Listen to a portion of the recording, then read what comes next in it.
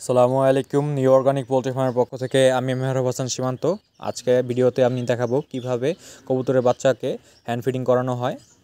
সবার প্রথমেই পরিমাণ মতো ব্রয়লার ফিড নেবেন এবং ব্রয়লার ফিডগুলোকে ব্লেন্ড করবেন, একদম পাউডার করে ফেলবেন। এমনভাবে পাউডার করবেন যেন কোনো দানা অবশিষ্ট না থাকে। এরপর পরিমাণ মতো পানি নেবেন এবং পরিমাণ মতো খাদ্যের পাউডারটা নেবেন এবং পরিমাণ মতো মেশাবেন। এমনভাবে মেশাবেন, ভিডিওতে দেখতে পাচ্ছেন আমি কিভাবে মিশিয়েছি।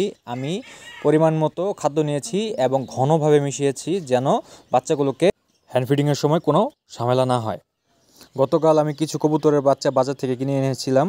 আমি এখন এগুলোকে হ্যান্ড ফিডিং করাবো আপনাদের সামনে। আপনারা দেখতে পাচ্ছেন আমি একটি সিরিজ নিয়েছি এবং সিরিজের মাথায় একটি বালটিপ রয়েছে।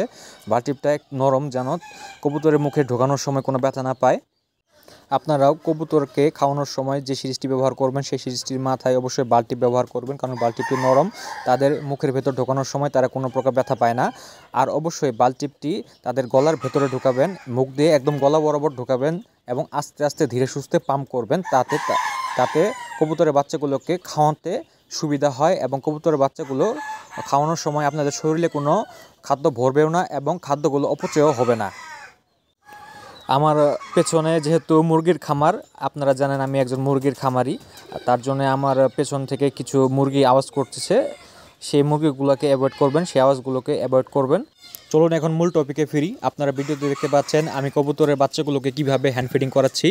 এই কবুতরের বাচ্চাগুলোকে হ্যান্ড ফিডিং করানো একটা সময় সাপেক্ষ ব্যাপার, খুবই ধৈর্যের ব্যাপার।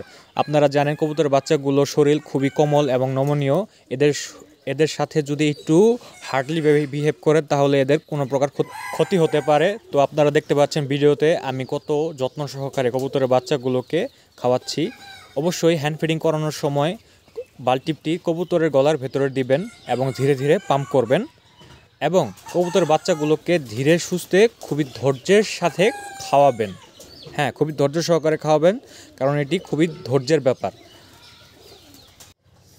তো আমার ঝুলিতে এখন 6টা বাচ্চা আছে। আমি এক এক করে সকল বাচ্চাগুলোকে 2 সিরিজ করে খাদ্য খাওয়াই দিলাম এবং খাদ্য খাওয়ানোর শেষ প্রায়। আমি এখন চেক করছি কোনো বাচ্চা খাওয়ানো বাকি আছে কিনা।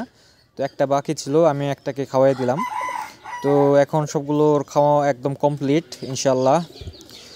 আসলে কবুতর বাচ্চাগুলো মাশাআল্লাহ খুবই সুন্দর। আমি ছোট নিয়ে আসছিলাম, এখন এদের খাওয়া শেষ। দেখতে পাচ্ছেন কবুতর বাচ্চাগুলো খুবই সুস্থ। এখন আমি এদেরকে খামারের ভেতরে রেখে দেব, আমার কবুতরের যে খামারটা, মানে খোপটা আর কি। তো আপনারা দেখতে পাচ্ছেন আমাদের খোপ, এটাই হলো আমার কবুতরের খামার। তো সবাই আমার খামারের জন্য দোয়া করবেন এবং দেখতে পাচ্ছেন আলহামদুলিল্লাহ আর কি মাশাআল্লাহ, সবাই একটু মাশাআল্লাহ বলবেন। তো আজকে পর্যন্তই, আল্লাহ হাফেজ।